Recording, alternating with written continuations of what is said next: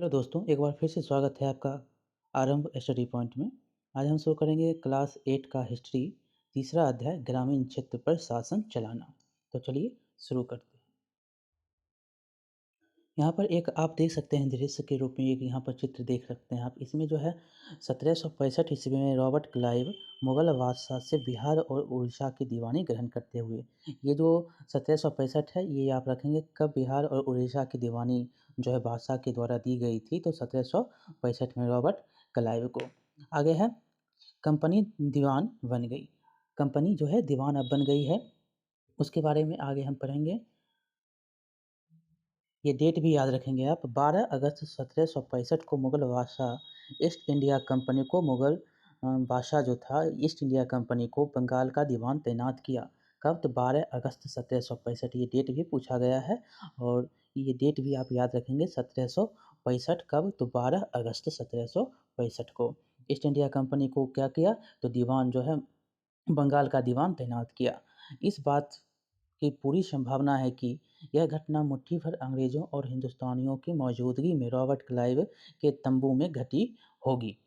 लेकिन ऊपर दिए गए चित्र में इस घटना को एक भव्य समारोह के रूप में दिखाया गया है। यह चित्र उस चित्रकार ने बनाया है जिसे रॉबर्ट क्लाइव ने अपने जीवन की यादगार घटनाओं को चित्रित करने का जो है जिम्मा सौंपा था।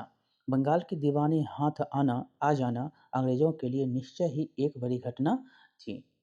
दीवान के तौर पर कंपनी अपने नियंत्रण वाले भूभाग के आर्थिक मामलों की मुख्य शासक बन गई थी। जो भी वहाँ पर भूभाग था उसका जो है मुख्य शासक कौन बन गया था? अंग्रेज।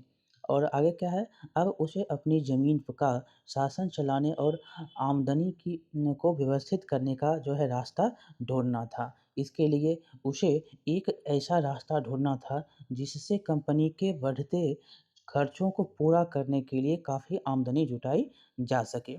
और ऐसा रास्ता वो ढूँढना चाह रहा था जो कि कंपनी का जो बढ़ रहा है खर्चा उसकी जो है आमदनी उसमें ही जुटाई जा सके। व्यापारिक कंपनी के नाते उसे एक ख़्याल भी रखना था कि वो अपनी ज़रूरत की चीज़ें खरीदते बेचती रहे और व्यापारिक रूप से भी वो अपना काम जो है जारी रखना चाहता था, खरीद-फ़रोख्त जो है करना चाहता था, करते रहना चाहता था। आगे क्या होता है? इस समय के साथ जो है कंपनी को यह भी समझ में आने लगा कि उसे सावधानी के साथ आगे बढ़ना होगा।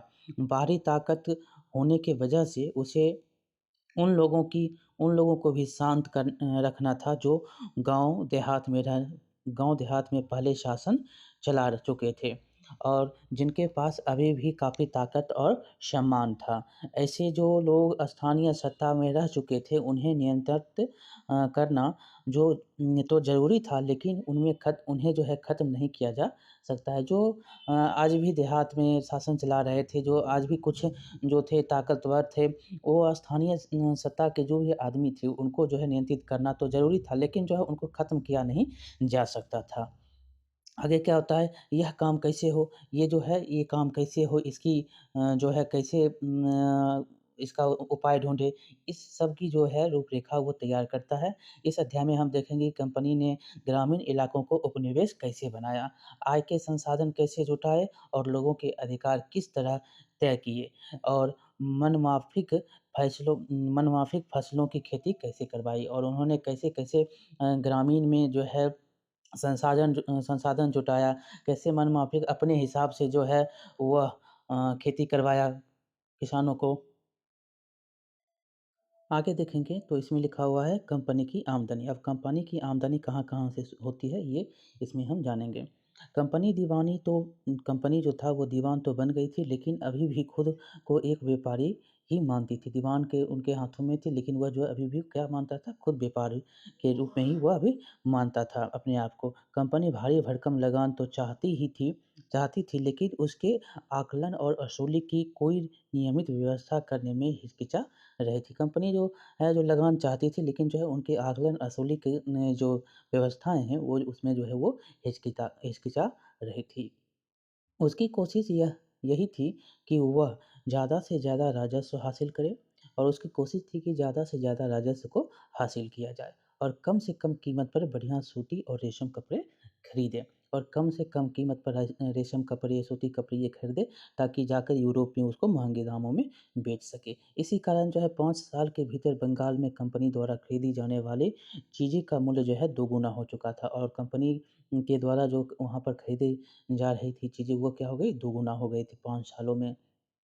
1865 से पहले कंपनी जो है ब्रिटेन से सोने और चाँदी आयात करती थी और 1865 से पहले जो है कंपनी वहाँ से सोना और चाँदी लाया करती थी और इन चीज़ों के बदले जो है सामान खरीदती थी और सोने-चाँदी के बदले क्या करती थी, सामान लेती थी। लेकिन अब क्या होता है तो अब बंगाल में इकट्ठा होने वाले पैसे से ही निर्यात के लिए चीज़ें खरीदी जा सकती थी। जो बंगाल में इकट्ठा पैसा होता था उसी से जो है अब निर्यात के लिए पैसे उसी पैसे से निर्यात के सामान जो है अब खरीदे जाते थे। आगे क्या होता है? आगे देखेंगे तो जल्द ही यह ज़ाहिर हो गया कि बंगाल की अर्थव्यवस्था एक गहरे संकट में फँसती जा रही है। कारीगर गाँव छोड़कर भाग रहे थे क्योंकि उन्हें बहुत से कम कीमत पर अपनी चीज़ें कंपनी को जबरन बेचनी पड़ती थी। किसान अपना लगान नहीं चुका पा रहे थे। ये सब आप पॉइंट को आप ध्यान रखेंगे, ये सब पॉइंट पूछा गया है। कारीगरों का उत्पाद जो है गिर रहा था और खेती चौपट होने की दिशा में बढ़ रही थी। यहाँ पर देखेंगे तो यहाँ पर एक शहर के रूप में यहाँ बंगाल स्थित मुर्शिदाबाद का एक साप्ताहिक हाट लगता था। इस एक दिन में सप्ताह में 1 दिन जो है हाट लगता था। वो जो है इसमें जो है क्या होता है तो ग्रामीण इलाकों के किसान और कारीगर अपनी चीज़ें बेचने और ज़रूरत की चीज़ें खरीदने के लिए नियमित रूप से जो है बाज़ारों में आते थे और आर्थिक संकट के समय इन बाज़ारों पर बहुत बुरा असर पड़ा था और आर्थिक संकट जब हुआ तो इस समय जो है इन बाज़ार पर बहुत ही बुरा असर पड़ा है। आज भी आप या गाँव में देखते होंगे कि हाट लगते हैं जो साप्ताहिक हो या सप्ताह में 2 दिन हो, आज भी हाट लगता है। आगे चलेंगे, उसके बाद क्या होता है तो 1770 में पड़े अकाल ने बंगाल में 1 करोड़ लोगों की लोगों को मौत की नींद सुला दिया। कब? तो 1770 में है जो अकाल पड़ता है बंगाल में और बहुत सारे लोग 1 करोड़ लोग की मृत्यु हो जाती है। याद रखेंगे कब? तो 1770 में। इस अकाल में लगभग 1 तिहाई आबादी जो है समाप्त हो गई थी और इस अकाल में 1 तिहाई जो बंगाल की आबादी आबादी थी वो समाप्त हो गई है। यहाँ पर देखेंगे तो चार्ल्स कॉर्नवालिस का चित्र दिया गया है जिस समय जो है अस्थायी बंदोबस्त लागू होता है उस समय जो है भारत का गवर्नर जनरल जो था वो कौन था? कॉर्नवालिस था। देखिए उसके बाद क्या होता है खेती में सुधार की ज़रूरत है। खेती में जो सुधार करने की वो ज़रूरत समझी तो उसने क्या-क्या किया खेती के लिए उसके बारे में हम पढ़ेंगे। तो अगर अर्थव्यवस्था संकट में थी तो क्या कंपनी अपने राजस्व आय के बारे में आश्वस्त रह सकती थी? कंपनी के ज़्यादातर अफसरों को यह लगने लगा था कि ज़मीन में निवेश करना और खेती में सुधार करना ज़रूरी है। तो उसने क्या किया? यह काम किस तरह किया जा सकता है? इस सवाल पर 2 दशकों तक बहस चली। आखिरकार कंपनी ने 1793 ईस्वी में अस्थायी बंदोबस्त लागू किया। ये याद रखेंगे, ये जो लाइन है यहाँ से आप एकदम 1 नंबर हर बार क्वेश्चन जो है बार-बार यहाँ से क्वेश्चन पूछा जाता है। 1793 ईस्वी में जो है अस्थायी बंदोबस्त लागू होती है। उस समय जो है कॉर्नवालिस भारत का गवर्नर जनरल था। ये भी क्वेश्चन पूछा गया है। 1793 याद रखेंगे तो अस्थायी बंदोबस्त। इस बंदोबस्त की शर्तों के हिसाब पर राजाओं और तालुकदारों को जमींदारों के रूप में मान्यता दी गई और इस हिसाब से तालुकदारों को जमींदारों के रूप में मान्यता दी गई थी। उन्हें किसानों से लगान वसूलने और कंपनी को राजस्व चुकाने का जो ज़िम्मा सौंपा गया था। जमींदारों को जो है क्या किया गया तो किसानों से क्या करेंगे वो लगान वसूलेंगे और कंपनी को देंगे। उनकी जो थी उनकी और से चुकाए जाने वाली राशि जो थी अस्थायी रूप से तय कर दी गई थी और जो राशि ली जाएगी, चुकाई जाएगी वो जो है एक रूप से तय कर दी गई थी। इसका मतलब यह था कि भविष्य में कभी भी इसमें इज़ाफ़ा नहीं किया जा सकता है, इसलिए इसको अस्थायी बंदोबस्त भी कहा गया। अंग्रेज़ों को लगता था कि इससे उन्हें नियमित रूप से राजस्व मिलता रहेगा और ज़मींदारों को ज़मीन में सुधार के लिए खर्च करने का प्रोत्साहन मिलेगा। उन्हें लगता था कि क्योंकि राज्य की ओर से राजस्व की माँगें बढ़ने वाली नहीं थी, इसीलिए ज़मींदार बढ़ते उत्पादन से फ़ायदे में रहेंगे और ये जो है इसी के कारण जो है अस्थायी बंदोबस्त उन्होंने लागू किया। लेकिन समस्या भी यहाँ पर आने आए आई तो क्या हुआ, तो मगर अस्थायी बंदोबस्त ने भी समस्या पैदा कर दी। कंपनी के अफसरों ने पाया कि अभी भी ज़मींदार ज़मीन में सुधार के लिए खर्चा नहीं कर रहे थे। असल में कंपनी ने जो राजस्व तय किया था वह इतना ज़्यादा था कि उसको चुकाने में ज़मींदारों को भारी परेशानी हो रही थी।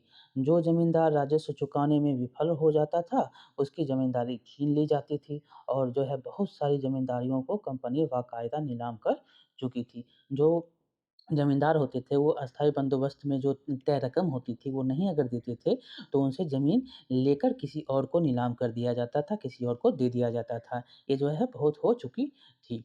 आगे क्या है, तो आगे 19वीं सदी के पहले दशक तक हालात जो है बहुत बदल चुके थे। बाज़ार में कीमतें बढ़ी और धीरे-धीरे खेती का विस्तार होने लगा। इसमें ज़मींदारों की आमदनी में तो सुधार आया, लेकिन कंपनी को कोई फ़ायदा नहीं हुआ क्योंकि कंपनी तो हमेशा के लिए राजस्व तय कर चुकी थी। अब वह राजस्व में वृद्धि नहीं कर सकती थी, लेकिन ज़मींदारों को अभी भी ज़मीन की बेहतरी में कोई दिलचस्पी नहीं थी। वो भी अभी जो है ज़मीन को बेहतरी नहीं करना चाह रहे थे। उनमें से कुछ तो बंदोबस्त की शुरुआती सालों में ही अपनी ज़मीन गँवा चुके थे। जो बचे रहे जो बचे रह गए थे, अब उन्हें भी बड़ी जो है बिना परेशानी का निवेश जो बचे रह गए थे, अब उन्हें भी बिना परेशानी और निवेश का खतरा उठाए आमदनी की उम्मीद दिखाई दे रही थी। मतलब बिना खतरा उठाए जो है आमदनी की उम्मीद दिखाई दे रही थी। जब तक ज़मींदार किसानों को ज़मीन देकर उनसे लगान वसूल करते थे, उन्हें ज़मीन में सुधार की परवाह नहीं थी। परवाह जो है उनको ज़मीन की सुधार की परवाह नहीं थी। आगे देखेंगे, तो यहाँ पर कुछ दिया गया है बंगाल के रैयतों पर कोलब्रुक का कथन। बंगाल के रैयतों पर कोलब्रुक का क्या कथन है, उनके बारे में यहाँ पर दिया गया है।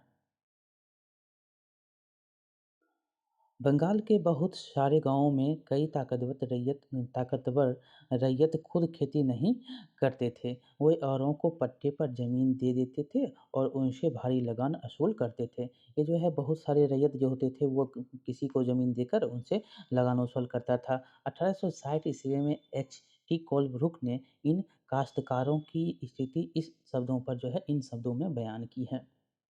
क्या उन्होंने कहा है? तो उन्होंने कहा है कि बटाई की भारी शर्तों और मवेशियाँ, बीज और जीविका व कर्ज़ों के बदले बेगारी से दबे या काश्तकार खुद को जो कर्ज़ से कभी बाहर नहीं निकाल सकते। जब उन्हें जीने को पूरा नहीं मिलता, मतलब कि जब तक जीने को भी पूरा नहीं मिलता, तो ऐसे भयानक हालात में वे दिल लगाकर काम कैसे कर सकते हैं। ना ही उन्हें अपनी हालात सुधरने की कोई उम्मीद दिखाई देती है और इसमें जो है ना ही कोई हालात अगर सुधरेगी तभी तो वो कुछ काम ज़्यादा करेंगे, लेकिन यहाँ पर हालात सुधरने की बात नहीं थी। आगे क्या हुआ, यहाँ पर महल है, महल को हम पहले पढ़ेंगे तो महल मतलब बेटी राजस्व दस्तावेज़ों में महल एक राजस्व इकाई थी। यह एक गाँव या गाँव का जो है एक समूह होती थी। महल जो होता था एक गाँव या एक गाँव का समूह होता था। दूसरी तरफ क्या होता है, दूसरी तरफ गाँव में किसी को एक व्यवस्था जो है गाँव में किसानों को यह व्यवस्था बहुत दमनकारी दिखाई दी। किसान को जो लगान चुकाना था वह बहुत ज़्यादा था और ज़मीन पर उसका अधिकार सुरक्षित नहीं था। लगान चुकाने के लिए अक्सर महाजन से कर्ज़ा लेना पड़ता था। अगर वह लगान नहीं अगर चुका पाता था तो उसे पुश्तैनी ज़मीन से बेदखल कर दिया जाता था और उसका ज़मीन जो है हड़प लिया जाता था। आगे है आगे एक नई व्यवस्था जो शुरू की गई, एक नई व्यवस्था उसमें क्या होता है, तो 19वीं सदी के शुरुआत में ही कंपनी के बहुत सारे अधिकारियों को इस बात पर यकीन हो चुका था कि राजस्व बंदोबस्त में दोबारा बदलाव लाना ज़रूरी है। जब कंपनी को शासन और व्यापार के अपने खर्चे चलाने के लिए और पैसे की ज़रूरत हो तो वह अस्थायी रूप से राजस्व तय कर के काम कैसे चला सकती है। तो उन्होंने नई नई व्यवस्था लाने की सोची। यहाँ पर एक चित्र दिया गया है, ये मद्रास गवर्नर टॉमस मुर्नो 1819 से लेकर 26 तक इसका काम है। ये याद रखेंगे कहाँ का था, तो ये था मद्रास का गवर्नर था। ये याद रखें, ये भी क्वेश्चन पूछा गया है।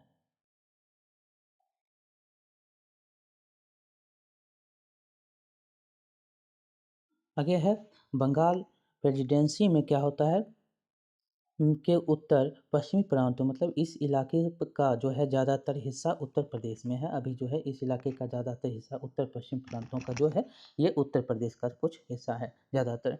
के लिए होल्ट मैकेंजी नामक अंग्रेज ने एक नई व्यवस्था तैयार की जिसे 1822 ईस्वी में लागू किया गया। ये भी क्वेश्चन पूछा गया है। कब तो 1822 ईस्वी में हॉट मैकेंजी के द्वारा जो है उत्तर पश्चिम प्रांतों में जो कि बंगाल प्रेसिडेंसी में पड़ता है यहाँ पर जो है 1822 ईस्वी में इसको लागू किया गया किसके द्वारा तो होल्ट मैकेंजी के जो नामक अंग्रेज थे उनके द्वारा मैकेंजी को मैकेंजी को विश्वास था कि उत्तर भारतीय समाज में जो है भारत समाज में गांव एक महत्वपूर्ण सामाजिक संस्था है और और उसको बचाए रखना चाहिए। उसके आदेश का उसके आदेश पर कलेक्टरों ने गांव-गांव का दौरा किया, जमीन की जांच की, खेतों को मापा और विभिन्न समूहों के रीति-रिवाजों को दर्ज किया।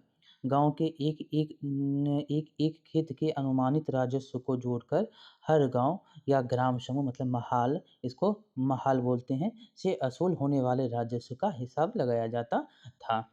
इस राजस्व को अस्थायी रूप से तय नहीं किया गया, बल्कि उसमें समय-समय पर संशोधन की गुंजाइश रखी गई। राजस्व इकट्ठा करने और उसे कंपनी को अदा करने का ज़िम्मा जो है ज़मींदार के बजाय गाँव के मुखिया को सौंप दिया गया।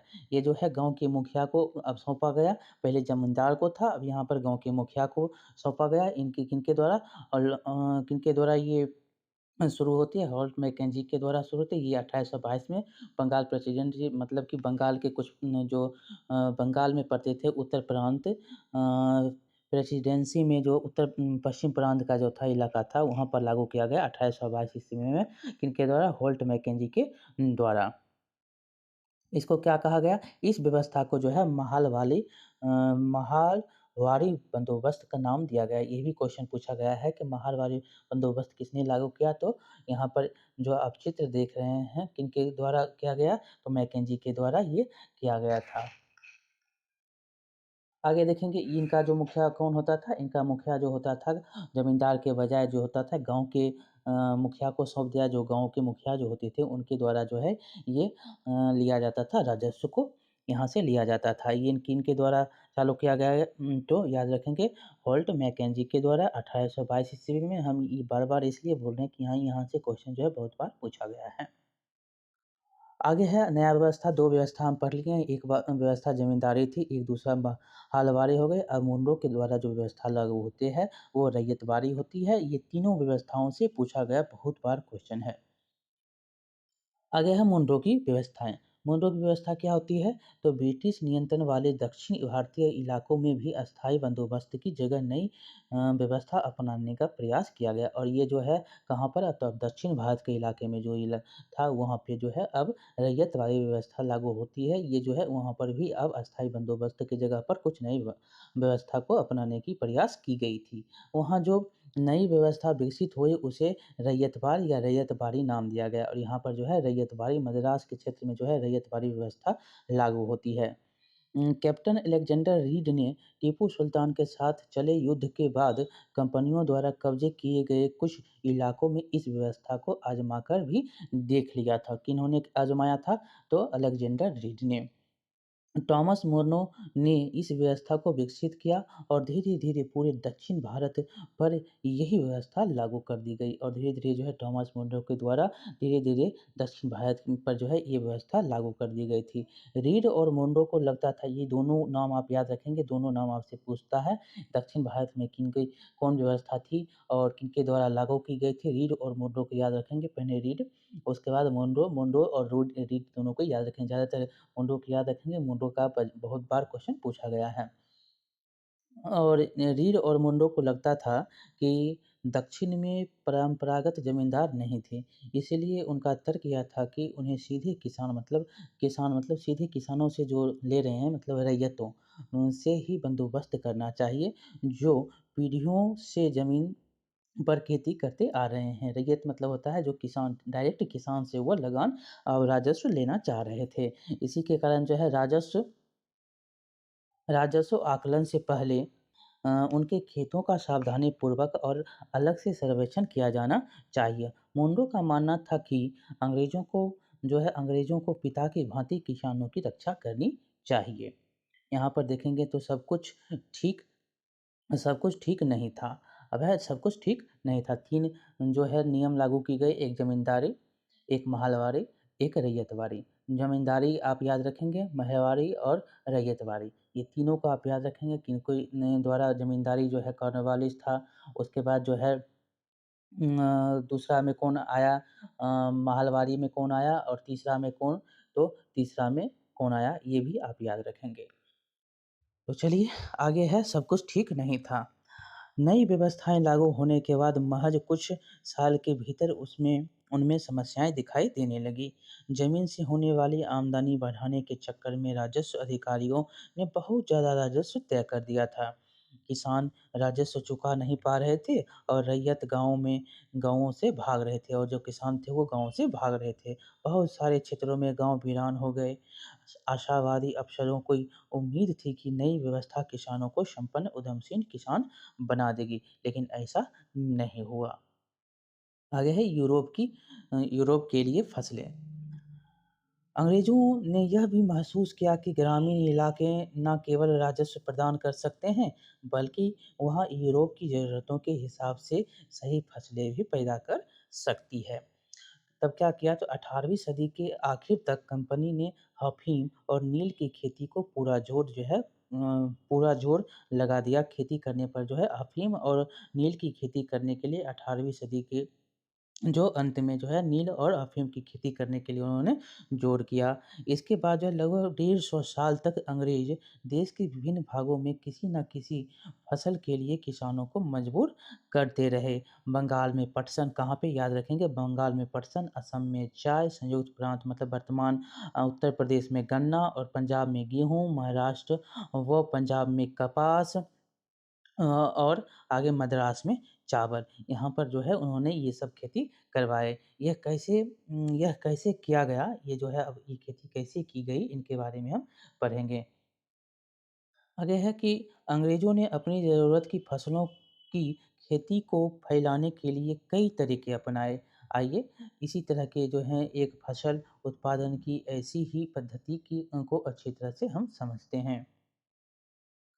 यहाँ पर दिया गया है, आप देख रहे हैं ये जो चित्र आपको दिखाई दे रही है, ये कलमकारी छापा, ये 20वीं सदी भारत का है। ये जो देख रहे हैं मॉरिस कॉटन छापा, ये जो है 19वीं सदी में का उत्तरार्ध जो है अंग्रेज़ों द्वारा ये अंग्रेज़ों द्वारा इंग्लैंड के द्वारा ये छापा है। क्या रंग यहाँ पर क्या रंग का भी कोई इतिहास है? अब क्या रंग मतलब नील जो क्या थी? एक रंग थी, लेकिन उनके इतिहास के बारे में हम पढ़ेंगे अब। 5-6 में आप सूती कपड़े को देख लिए हैं, में छापों की 2 तस्वीरें दी गई हैं। बाईं तरफ जो है तस्वीर आपको भारत के आंध्र प्रदेश के बुनकरों द्वारा बनाई गई कलमकारी छापे दिखाई दे गई है। ये कहाँ के? तो आंध्र प्रदेश में जो बनाई गई थी छापे, ये जो कलमकारी छापे थी, ये आंध्र प्रदेश की है। और ये जो है छापे दिखाई दे रही है। दूसरी तरफ ब्रिटेन के प्रसिद्ध कवि और कलाकार विलियम मॉरिस द्वारा बनाए गए फूल वाले छापे। ये किनके द्वारा? विलियम मॉरिस द्वारा, ये कवि थे और कलाकार भी थे। इनके द्वारा जो है ये चित्र बनाया गया है। दोनों छापों में एक बात समान है, दोनों में ही गहरे नीले रंग का जो है प्रयोग किया गया है। देख सकते हैं गहरे नीले रंग का प्रयोग जो है, ये नीले रंग का प्रयोग जो है किया गया है। और आगे है कि इसे आमतौर पर नील कहा जाता है और इसको क्या कहा जाता था? नील। क्या आप जानते हैं कि यह रंग किस तरह पैदा किया गया? तो इनके बारे में हम पढ़ेंगे। ये जो है नील की खेती होती है, पौधा होता है, एक पौधे के रूप में जो है इसका हम खेती करते हैं और इससे जो है पत्ती से नील का उपयोग किया जाता है और जहाँ पर नील की खेती होती है वह जो है पौधा उस ज़मीन को जो है बंजर बना देती है। इसीलिए जो है ये जो भारतीय लोग जो थे नील का विद्रोह करते थे। नील विद्रोह भी बंगाल में हुए हैं, इनको हम पढ़ेंगे।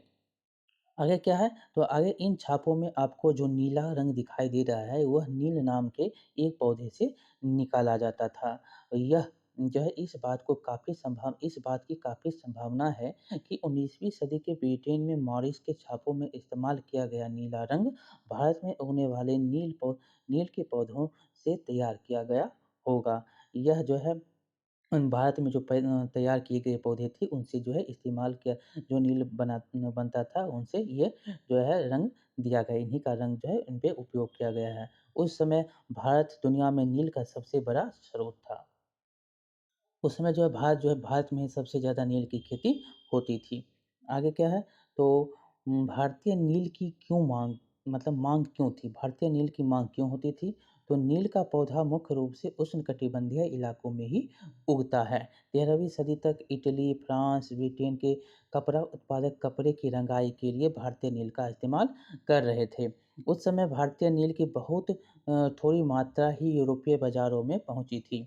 उसकी कीमत भी बहुत ऊँची रहती थी, इसीलिए यूरोपीय कपड़ा उत्पादकों को बैंगनी और नीले रंग बनाने के लिए बोर्ड नामक एक और पौधे पर निर्भर रहना पड़ता था। बैंगनी और नीले किससे बनाते थे? तो बोर्ड नामक एक पौधा होता था उससे। बोर्ड पौधा जो होता था वो शीतोष्ण क्षेत्र में उगता था, ये जो है शीतोष्ण क्षेत्र में और नील कहाँ उगता था? तो नील का पौधा उष्णकटिबंधीय इलाकों में। और आगे क्या है इसीलिए यूरोप में आसानी से मिल जाता था। कौन? तो बोर्ड जो था वो आसानी से यूरोप में मिल जाता था लेकिन नील नहीं मिलता था। उत्तरी इटली, दक्षिणी फ्रांस व जर्मनी और ब्रिटेन में कई हिस्सों में यह पौधा उगता था। नील के साथ प्रतिस्पर्धा से परेशान यूरोप के बोर्ड उत्पादकों ने अपनी सरकारों पर दबाव डाला कि वो नील की के आयात पर पाबंदी लगा दे और उन्होंने वहाँ के जो सरकार थे भी कहाँ के तो दक्षिण के इटली के, फ्रांस के जो सरकार थे वहाँ के व्यापारियों ने उन्हें कहा कि नील की पाबंदी जो है वहाँ पे लगा दें। मगर क्या होता है, मगर कपड़े को रंगने वाले तो नील को ही पसंद करते थे और जो कपड़े रंगते थे वो नील को ही पसंद करते थे। नील से बहुत चमकदार नीला रंग मिलता था और जबकि बोर्ड से मिलने वाला रंग बेजान और फीका होता था। 17वीं शताब्दी तक आते-आते यूरोपीय कपड़ा उत्पादकों ने नील के आयात पर लगी पाबंदी में ढील देने के लिए अपनी सरकारों को राजी कर लिया। कैरिबियाई द्वीप समूह स्थित सेंट डोमिंगो में फ्रांसीसी, ब्राज़ील में पुर्तगाली, जमैका में ब्रिटिश और वेनेजुएला में स्पेनिश लोग नील की खेती करने लगे। उत्तरी अमेरिका में भी बहुत सारे भागों में नील की खेती जो है बागान सामने आ गए थे। यहाँ पर देखेंगे बागान क्या है? तो बागान होता है एक विशाल खेत जिस पर बागान मालिक बहुत सारे लोगों से जबरन काम करवाता था। कॉफ़ी, गन्ना, तंबाकू, चाय और कपास आदि के विषय में बागानों के ज़िक्र किए गए हैं। आगे देखेंगे तो आगे है 18वीं शताब्दी के आखिर तक भारतीय नील की माँग जो है काफ़ी बढ़ गई। ब्रिटेन में औद्योगिक का युग शुरू हो चुका था और उसके कपास उत्पादन में काफ़ी इज़ाफ़ा हुआ। अब कपड़ों की रंगाई की माँग जो है और तेज़ी बढ़ने लगी और कपड़े की रंगाई की माँग जो है अब तेज़ पकड़ने लगी। जब नील की माँग बढ़ी उसी दौरान वेस्ट इंडीज़ और अमेरिका से मिलने वाली आपूर्ति अनेक कारणों से बंद हो गई। 1783 से 1789 के बीच दुनिया का नील उत्पादन आधा रह गया और कब? तो 1783 से 89 तक जो है नील उत्पादन कितना हो गया? तो आधा हो गया। ब्रिटेन के जो है रंगरेज अब नील की आपूर्ति के लिए बेचैनी से किसी और स्रोत की तलाश कर रहे थे। यह नील कहाँ से मिल सकता था? यहाँ पर क्वेश्चन ये नील अब कहाँ से मिल सकता है? भारत में ब्रिटेन की बढ़ती दिलचस्पी। यूरोप में नील की बढ़ती मांग को देखते हुए ईस्ट इंडिया कंपनी भी भारत में नील की खेती बढ़ाने के रास्ते जो है ढूंढने लगी। उन्होंने क्या किया? यहाँ पर एक चित्र के माध्यम से आप देख सकते हैं विद्रोह का ये चित्र है। यहाँ पर जो है 18वीं सदी के आखिरी दशकों से ही बंगाल में नील की खेती जो है तेज़ी पकड़ने लगी थी। बंगाल में पैदा होने वाले नील दुनिया के बाज़ारों में छा गया था। 1788 ईस्वी में ब्रिटेन द्वारा आयात किए गए नील में भारतीय नील का हिस्सा केवल जो है लगभग 30% था। लेकिन 1810 में ब्रिटेन द्वारा आयात किए गए नील में भारतीय नील का हिस्सा जो है 95% हो गया था। तब तो देखिए यहाँ की जो डिफ़रेंस है 1788 से लेकर 1810 के बीच में मात्र 1788 में 30% था, वही अब जो है 95% हो गया था। आगे क्या है? आगे जैसे-जैसे नील का व्यापार जो है फैला, कंपनी के अफ़सर और व्यावसायिक एजेंट नील के उत्पादन में पैसा लगाने लगे। समय बीत समय बीतने के साथ कंपनी के बहुत सारे अधिकारियों ने नील के अपने कारोबार पर ध्यान देने के लिए अपनी नौकरियां छोड़ दी। भारी मुनाफे की उम्मीद में स्कॉटलैंड और इंग्लैंड के बहुत सारे लोग भारत आए और उन्होंने नील के बागान लगा लिए। जिनके पास नील के पैदावार के लिए पैसा नहीं था, उन्हें कंपनी और नए-नए बैंक कर्जा देने को तैयार रहते थे। नील की इतनी डिमांड हो गई थी। आगे यहाँ पर एक चित्र आपको दिखाया गया है जो डोमिंगो में गुलामों की बगावत कब, तो 1791 ईस्वी में, अगस्त 1791 ईस्वी में जनवरी एस्को दोलस्की का ये चित्र है, इनके द्वारा चित्रित किया गया है।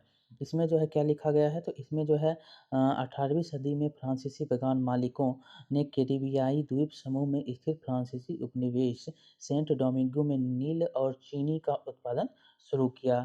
इन बागानों में काम करने वाले अफ्रीकी गुलाम 1791 में बगावत पर उतर आए और उन्होंने बागान जला दिए और अपने धनी मालिकों को मार डाला। 1792 ईस्वी में फ्रांस ने अपने उपनिवेशों में दास प्रथा समाप्त कर दी। कब, तो 1792 ईस्वी में। इन घटनाओं की वजह से कैरिबियाई द्वीपों में नील की खेती जो है ठप पड़ गई।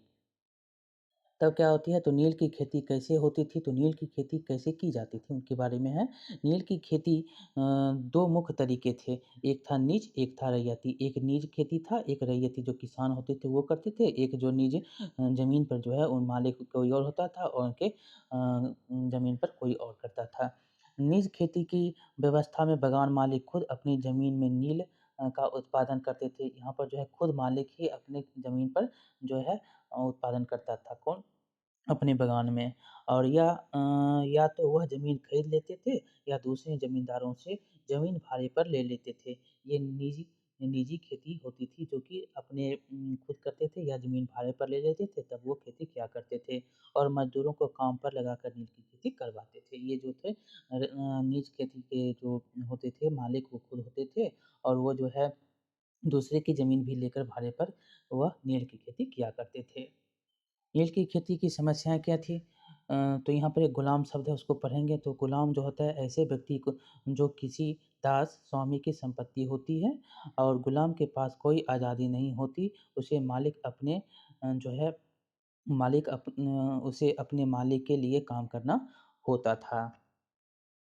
निज खेती की समस्याएँ क्या थी? तो बागान मालिकों को निज खेती का क्षेत्रफल बढ़ाने में मुश्किल आ रही थी। नील की खेती केवल उपजाऊ ज़मीन पर की जा सकती थी। ऐसी ज़मीनों पर आबादी पहले ही बहुत ज़्यादा थी। यहाँ-वहाँ छोटे-मोटे खेत ही उनके हाथ लग पाते थे। नील की खेती करने के लिए उन्हें बड़े-बड़े भूखंडों की ज़रूरत थी। इस समय जो है इस तरह की ज़मीनें उन्हें कहाँ से मिल सकती थी?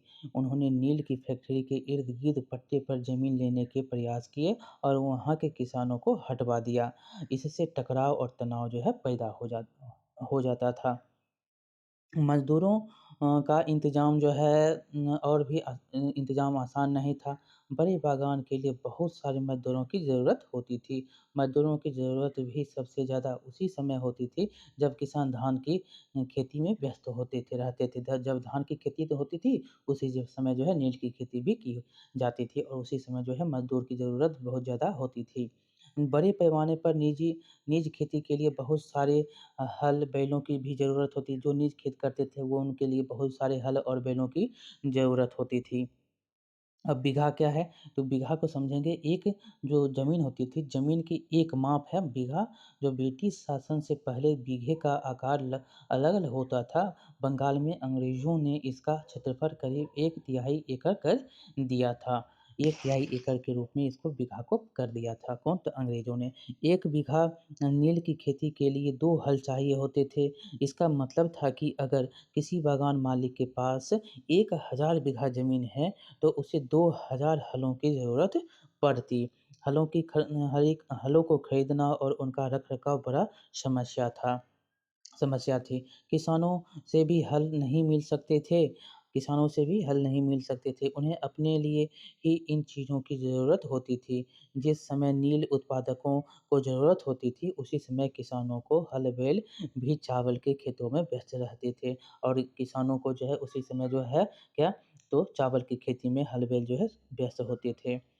आगे है 19वीं सदी के आखिर तक बंगाल मालिक निज खेती का क्षेत्रफल फैलाने में हिचकिचाने लगे थे 19वीं सदी के आखिर तक। और इस व्यवस्था के तहत नील की पैदावार वाली 25% से भी कम ज़मीन आती थी। बाकी ज़मीन रैयती जो होती थी रैयती व्यवस्था में आती थी, किसान ही उसके मालिक होते थे।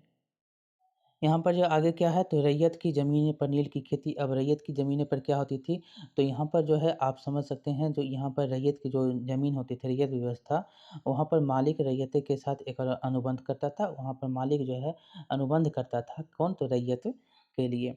यहाँ पर मालिक कौन होता था? तो जो वहाँ पर है मालिक और जो कि वहाँ पर खेती करेगा वो। रैयत व्यवस्था के तहत बागान मालिक रैयतों के साथ एक अनुबंध मतलब सट्टा करते थे। कई बार वे गाँव के मुखियाओं को भी रैयत की तरह से समझौता करने के लिए बाध्य कर देते थे। जो अनुबंध पर दस्तखत कर देते थे, उन्हें नील उगाने के लिए कम ब्याज पर जो है दर पर बागान मालिकों से नकद कर्जा मिल जाता था। और कर्जा लेने वाले रैयत को अपने कम से कम 25% ज़मीन पर नील की खेती करनी पड़ती थी। उन जिनका ज़मीन है, वह जो है जो कर्ज़ लिए हैं, उनसे जो है अब क्या करेंगे, वो 25% पर नील की खेती करेंगे। ये उनको बाध्य कर दिया जाता था। बागान मालिक जो होता था, बागान मालिक बीज और उपकरण मुहैया कराते थे, जबकि मिट्टी को तैयार करने, बीज बोने और फसल की देखभाल करने का ज़िम्मा काश्तकारों के ऊपर होता था। काश्तकार जो होते थे, वो जो है उनके अब मिट्टी की देखभाल और फसल की देखभाल के लिए वो होते थे। ये जो चित्र देख रहे हैं आप, इसमें 19वीं सदी की शुरुआत में बंगाल के मज़दूर नील की खेती कर रहे हैं। बाद में नील के पौधे को कटाई अधिकांशतः जो है पुरुष ही किया करते थे। आगे है जब कटाई के बाद फसल बागान मालिक को सौंप दी जाती थी, तो जो है रैयत को नया कर्जा मिल जाता था। और जब वह रैयत क्या करता था, जो उन बागान मालिक जो जिनकी खेती में वो काम कर रहा है, उनको वो फसल दे दी जाती थी, तो उन्हें एक नया कर्जा फिर मिल जाता था। और यह चक्र जो है दोबारा वही चक्र चलते रहता था। यहाँ पर देख सकते हैं नील का उत्पादन कैसे होता है। तो नील का उत्पादन के लिए यहाँ पर आप एक चित्र के माध्यम से देख सकते हैं, ये जो दिख रहा है नील की खेती को हौद हौद तक औरतें जो होती है नील के पौधे को जो है हौद तक औरत ढोकर लाती है। ये जो चित्र आप देख रहे हैं इसमें जो है पास जो है नील के खेतों के पास स्थित नील का एक कारखाना है। विलियम सिम्पन्स के द्वारा ये बनाया गया है चित्र। आगे नील गाँव आमतौर पर बागान मालिकों की फैक्ट्रियों के आसपास होती थी। कटाई के बाद नील के पौधे को कारखाने में स्थित वेट्स मतलब हौद में पहुंचा दिया जाता था। रंग बनाने के लिए 3 से 4 कुंडों की ज़रूरत पड़ती थी। प्रत्येक हौद का अलग काम था। नील के पौधों से पत्तियों को तोड़कर पहले एक कुंड में गर्म पानी में कई घंटे तक डुबोया जाता था। इस हौद में किण्वन या एस्टिफर कुंड इसको कहा जाता है। जब पौधे किण्वित हो जाते थे, तो द्रव में बुलबुले उठने लगते थे। अब सड़ी हुई पत्तियों को निकाल दिया जाता था और द्रव को एक और हौद में छान लिया जाता था।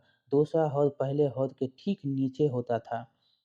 दूसरे हौद में बीटर वार में इस घोल को लगातार हिलाया जाता था और पेंडलों से खंगाला जाता था। जब यह द्रव हरा और उसके बाद नीला हो जाता था, हौद में चूने का पानी डाला जाता था। धीरे-धीरे नील की पपड़ियाँ नीचे जम जाती थी और ऊपर साफ द्रव निकल आता था। द्रव को छानकर अलग कर दिया जाता था और नीचे जमी नील को की गाद नील की लुगदी को दूसरे कुंड मतलब निराथन कुंड में डाल दिया जाता था और इसके बाद उसे निचोड़कर बिक्री के लिए सुखा लिया जाता था। इतने काम में जो है नील तैयार कर लिए जाते थे। ये जो है नील तैयार करने के नियम थे। आगे देखेंगे हौद में को हिलाने वाला, ये जो दिख रहे हैं चित्र में आपको हौद को जो हिलाता था, ये जो हौद को हिला रहा है, यह खरा नील मजदूर हौद में पड़े घोल को हिलाने के लिए इस्तेमाल होने वाला पंडल लिए खड़ा है। इन मजदूरों को 8 घंटे से भी ज़्यादा समय तक कमर तक भरे नील के घोल में खड़े रहना पड़ता था। इसको जो है कमर तक जो है नील के घोल में खड़े रहना पड़ता था। आगे है ये जो देख रहे हैं बिक्री के लिए तैयार अब माल हो गया है। अब नील का जो है नील अब तैयार हो गया है बिक्री के लिए। यहाँ आप उत्पादन की आखिरी अवस्था को देख सकते हैं। दबाकर साँचों में डाल दी गई नील की लुगदी को काटकर मज़दूर उन पर मुहर लगा रहे हैं। पीछे वाले हिस्से में एक मज़दूर इन टुकड़ों को सुखाने के लिए ले जा रहा है। आगे अब क्या होता है, नील की खेती जो शुरू हो जाता है तो किसान पहले इन कर्ज़ों को बहुत आकर्षित थे। उन्हें जल्दी से ही समझ आ गया था कि व्यवस्था जो है कितनी कठोर है। उन्हें नील की जो कीमत मिलती थी वह बहुत कम थी और कर्ज़ों का सिलसिला कभी ख़त्म नहीं होता था। एक बार लिया तो दूसरे बार चक्र जो है ये चलते रहता था। समस्या और भी थी, बागान मालिक चाहते थे कि किसान अपने सबसे बढ़िया खेतों में ही नील की खेती करे। लेकिन नील के साथ परेशानी यह थी कि उसकी जड़ें बहुत गहरी होती थी और वह मिट्टी की सारी ताकत जो होती थी खींच लेती थी। नील की कटाई के बाद वहाँ धान की खेती नहीं की जा सकती थी। अब देखिए नील विद्रोह, यहाँ से बहुत सारे क्वेश्चन बने हैं, यहाँ से बहुत सारे क्वेश्चन पूछे गए हैं। आगे है नील विद्रोह। मार्च 1859 में बंगाल के हजारों रैयतों ने नील की खेती से इनकार कर दिया। कब? तो 1859 में मार्च में नील की खेती से अब क्या कर दिया? इनकार कर दिया। जैसे-जैसे विद्रोह फैला, रैयत ने बागान मालिकों को लगान चुकाने से भी इनकार कर दिया। वे तलवार, भाले और तीर कमान लेकर नील की फैक्ट्रियों में हमला करने लगे। औरतें अपने बर्तन लेकर लड़ाई में कूद पड़ी। बागान मालिकों के लिए काम करने वालों का सामाजिक बहिष्कार कर दिया। बागान मालिकों की तरफ से लगान वसूली के लिए आने वाले गुमाश्ता एजेंटों की पिटाई की गई। रैयतों ने कसम खा ली कि ना तो वे नील की खेती के लिए कर्जा लेंगे और ना ही बागान मालिकों की लाठियालों या लाठीधारी गुंडों से डरेंगे। नील के किसान चुप बैठने को तैयार नहीं थे। क्यों? उन्हें बगावत की ताकत कहाँ से मिली? इसमें कोई शक नहीं कि नील की खेती अत्यंत दमनात्मक थी। लेकिन जो लोग दबे होते हैं, वे हमेशा बगावत नहीं करते। ऐसा कभी-कभी ही होता है।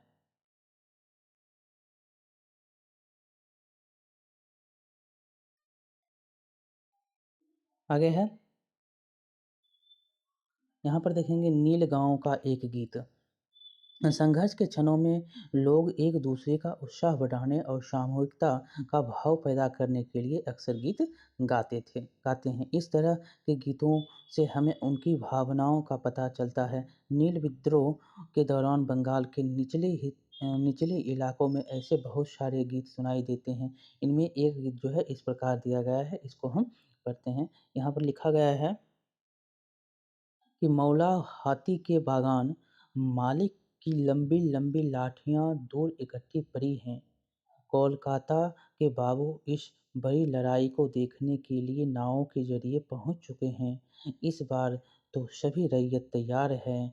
वे चुपचाप मार नहीं सहेंगे। अब वे बिना लाठियारों का मुकाबला किए अपनी जान नहीं गंवाएंगे। ये जो है एक गीत थी।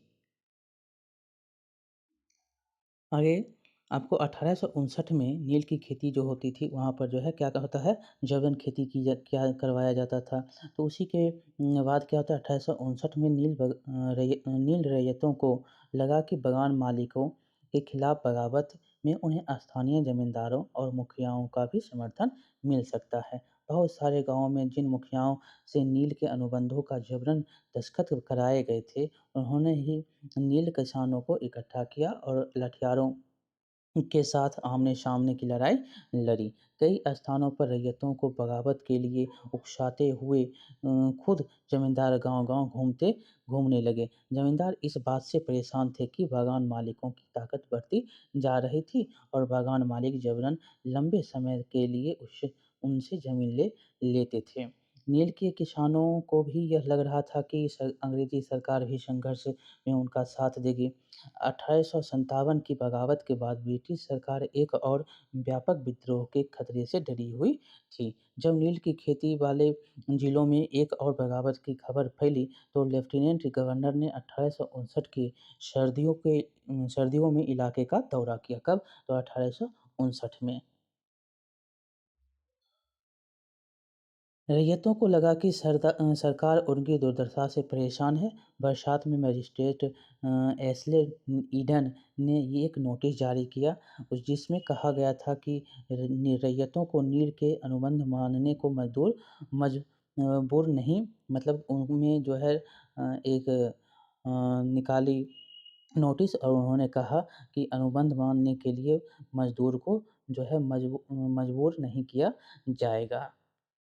इस नोटिस के आधार पर जो है इस नोटिस के आधार पर लोगों में यह खबर फैल गई कि रानी विक्टोरिया ने नील की खेती न करने की हुक्म दे दिया है। ईडन किसानों में ईडन किसानों को शांत करने के लिए विस्फोटक स्थितियों को नियंत्रित करने में भी कोशिश कर रहे थे। उनकी कार्रवाई को किसानों ने अपने विद्रोह का समर्थन मान लिया। जैसे-जैसे विद्रोह फैला, कलकत्ता में पढ़े-लिखे लोग भी नील झीलों की ओर चल पड़े। उन्होंने रैयत की दुर्दशा, बागान मालिकों की और ज़ोर-ज़बरदस्ती और अत्याचारी नील व्यवस्था के बारे में लिखा। इस बगावत से परेशान सरकार को बागान मालिकों की रक्षा के लिए सेना बुलानी पड़ी। नील उत्पादन जो है व्यवस्था की जांच करने के लिए एक नील आयोग भी बना दिया गया। इस आयोग ने बागान मालिकों को दोषी पाया और जो जोर जबरदस्ती के लिए उनकी आलोचना की। आयोग ने कहा कि नील की खेती रैयतों के लिए फायदे की सौदा नहीं है। आयोग ने रैयतों से कहा कि वे मौजूदा अनुबंधों को पूरा करें, लेकिन आगे से वे चाहे तो नील की खेती करें या बंद कर सकते हैं। इस बगावत के बाद बागानों में नील का उत्पादन जो है धराशायी हो गया। इसके बाद बागान मालिक बिहार पर ध्यान देने लगे। 19वीं सदी के आखिर में कृत्रिम रंग का निर्माण होने लगा था। इससे उनका व्यवसाय भी बुरी तरह से प्रभावित हुआ। फिर भी वह उत्पादन फैलाने में सफल रहे। जब जो है महात्मा गांधी दक्षिण अफ्रीका से लौटे, तो बिहार में एक किसान ने उन्हें चंपारण आकर नील किसानों की दुर्दशा देखने का न्योता दिया। 1917 ईस्वी में महात्मा गांधी का दौरा जो है, यह दौरा नील बागान मालिकों के खिलाफ चंपारण में जो है आंदोलन के रूप में शुरुआत हुआ। कब? 1917 ईस्वी में। याद रखेंगे चंपारण में गांधी जी का दौरा कहाँ? तो चंपारण में 1917 ईस्वी में। यहाँ से भी क्वेश्चन बहुत बार पूछे गए हैं। आगे है भीख मांग लूँगा परंतु नील नहीं उगाऊँगा। ये जो वक्तव्य है यहाँ पर दिया गया है, ये किनके द्वारा क्या कहा गया है, ये दिया गया है। तो चांदपुर थाना हदरी के पास एक नील काश्तकार हाजी मुल्ला से मंगलवार 5 जून 1860 को नील आयोग के सदस्यों ने बात की, और हाजी मुल्ला ने इन सवालों के जवाब इस तरह दिए। डब्ल्यू एस सीटरकार नील आयोग के अध्यक्ष थे। कौन? तो डब्ल्यू एस सीटरकार जो नील आयोग के अध्यक्ष थे। क्या? अब उनका क्वेश्चन, अब तुम नील की खेती के लिए तैयार हो? अगर नहीं, तो किस तरह की शर्तों पर खेती करना चाहोगे? हाजी मुल्ला क्या बोलता है? मैं नील उगाने को तैयार नहीं हूँ। मुझे नहीं पता कि कोई भी नई शर्तें मुझे संतुष्ट कर सकती है। अब शेरसाले क्या है? शेरसाले बोलते हैं, क्या तुम 1 रुपया प्रति बंडल की कीमत पर भी खेती नहीं करना चाहते? हाजी मुल्ला फिर क्या कहता है? नहीं, मैं नहीं करूँगा। नील उगाने की बजाय मैं कहीं और चला जाऊँगा, भीख माँग लूँगा, परंतु नील नहीं उगाऊँगा। ये नील आयोग रिपोर्ट खंड 2 जो है सबूतनामा पृष्ठ संख्या 67 में दिया गया है। आगे है, अब आगे ये जो चैप्टर यहाँ पर ख़त्म होते हैं। आगे जो है यहाँ पर से बाहर के अन्यत्र अपने देश से बाहर क्या हो रहे थे उनकी दी गई है। कुछ पॉइंट जो हैं यहाँ पर पढ़ेंगे हम। वेस्ट इंडीज़ में नील का उत्पादन। वेस्ट इंडीज़ में भी नील का उत्पादन हो रहा था। उनमें क्या था? तो 18वीं सदी के शुरुआत में एक फ्रांसीसी मिशनरी जॉ जॉ बेप्टिस्ट लवात ने कैरिबियाई द्वीपों का दौरा किया और इलाकों के बारे में विस्तार से लिखा। यह तस्वीर जो है लवात की एक पुस्तक में से ली गई है।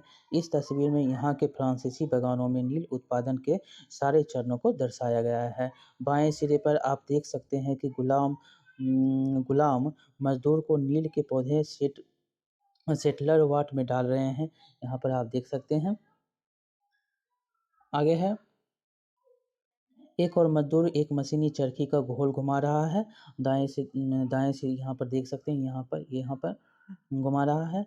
दूसरा जो है, 2 मजदूर नील की लुगदी को बोरों में भरकर सुखाने के लिए ले जा रहे हैं, और 2 मज़दूर है जो यहाँ पर बोरे में भरकर सुखाने ले जा रहा है और अगले हिस्से में 2 मज़दूर नील की लुंगी को मिलाकर सांचों में डालने के लिए तैयार कर रहा है।